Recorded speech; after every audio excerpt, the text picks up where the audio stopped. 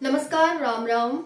RRB ALP new requirement 2023 RRB यानी railway recruitment board में assistant loco pilot की vacancy आ चुकी है। बहुत ही इंतजार के बाद फाइनली नोटिस जारी हो गया है। सारी जानकारी आप सभी को मिल गई है, तो चलिए हम आप सभी के साथ शेयर करते हैं। क्या एज लिमिट रहने वाली है, क्वालिफिकेशन क्या रहेगी, सिलेबस क्या रहेगा, किस तरह से आपकी मेरिट बनती है, कौन कौन आपकी मेरिट में ऐड होता है, कितने पेपर होते हैं, कट ऑफ क्या जाती है, सारी जानकारी आपको वीडियो में शेयर करेंगे। तो वीडियो को ध्यान से एंड तक देखना।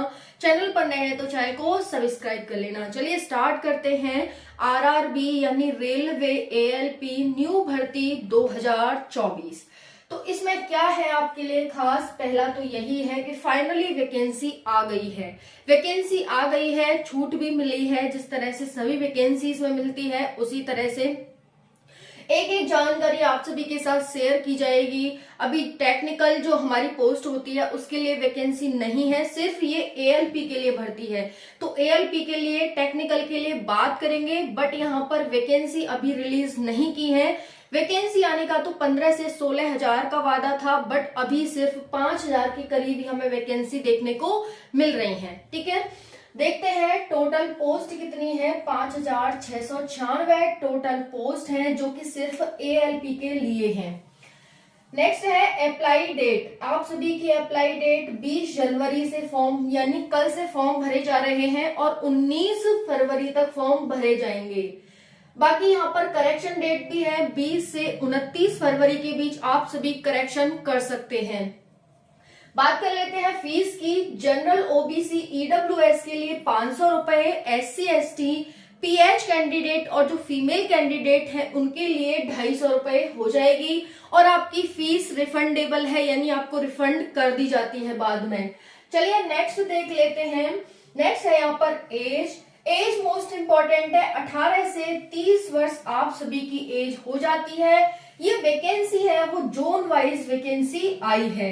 18 से 30 वर्ष जनरल के लिए एज है। ओबीसी 3 वर्ष, एससी एसटी 5 वर्ष एज रिलैक्सेशन है।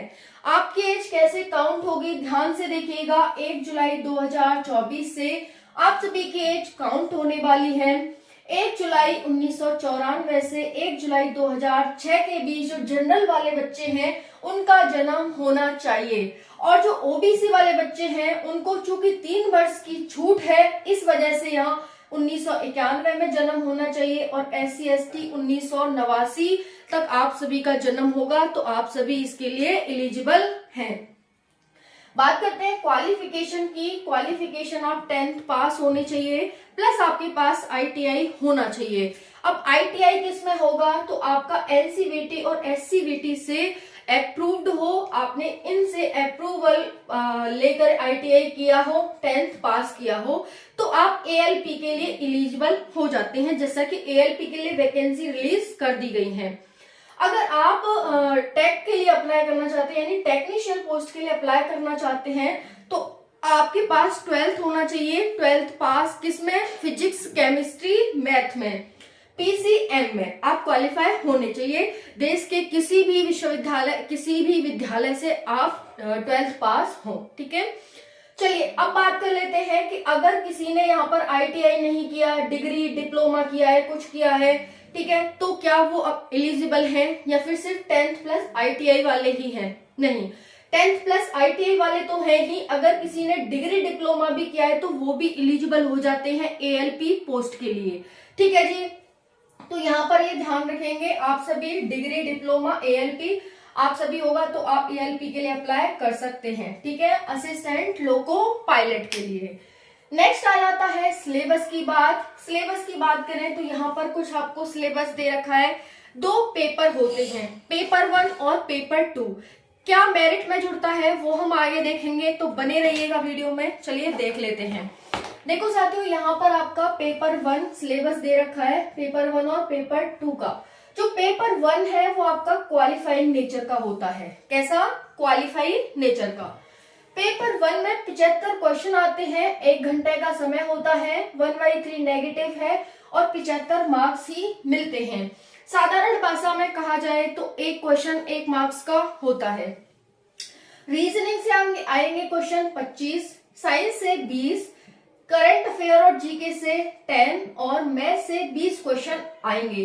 तो इस तरह से टोटल 75 क्वेश्चन 75 मार्क्स के हो जाते हैं। ये आपका सिर्फ क्वालिफाइंग नेचर का है, तो आपको सिर्फ ये क्वालिफाई करना होगा। नेक्स्ट बात आ जाती है पेपर 2 की।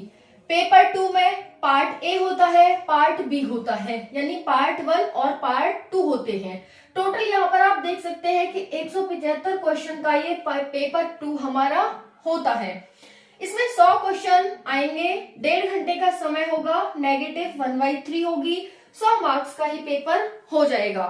अब बात करें पेपर 2 की, 75 क्वेश्चन, 1 घंटे का समय, नेगेटिव 1/3 और 75 मार्क्स आपके हो जाएंगे। अब देख लेंगे यहाँ पर कि पार्ट 1 है उसमें क्या क्या आएगा और पार्ट 2 पे क्या क्या आएगा। ध्यान से समझिएगा। करंट अफेयर और जीके और करंट अफेयर से 10 क्वेश्चन आएंगे पार्ट 1 में। रीजनिंग में 25 क्वेश्चन, मैथ में 25 क्वेश्चन और साइंस प्लस इंग्लिश, ठीक है, साइंस प्लस इंग्लिश से 40 क्वेश्चन आ जाएंगे पार्ट ए में।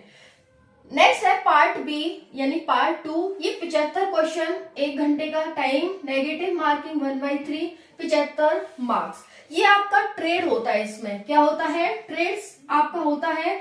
इसमें एएलपी में आपको 75 का 56% मार्क्स लाने होंगे। अगर 56% मार्क्स निकालें तो 42 हो जाते हैं, यानी ट्रेड में आपको 42 मार्क्स लाना कंपलसरी है। दूसरा है टैग का।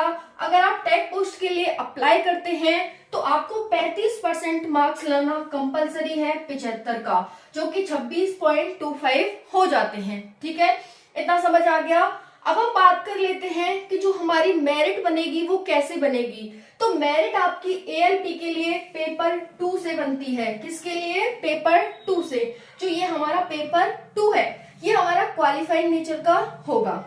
जितने भी मार्क्स लाएंगे उसका 75% आपका इसमें 70%, ठीक है, 70% मार्क्स आपका इसमें जोड़ा जाएगा, प्लस 30% मार्क्स आपके साइको का एक टेस्ट होता है, अलग से पेपर होगा, 30% वहां से लिए जाएंगे। जितने भी मार्क्स आपके आएंगे, जैसे पेपर 2 है आपका 175 मार्क्स का, ठीक है, 175 में से मान के चलो आप 150 मार्क्स लाते हैं तो 150 का 70% इसमें से जोड़ा जाएगा, प्लस जो साइको का आपका टेस्ट होगा उसमें जितने भी मार्क्स लाएंगे उसका 30% यहाँ ऐड किया जाएगा और तब निकाला जाएगा कि आपके टोटल मार्क्स कितने आ रहे हैं। उस आधार पर आपकी मेरिट बनती है। क्लियर हो गया?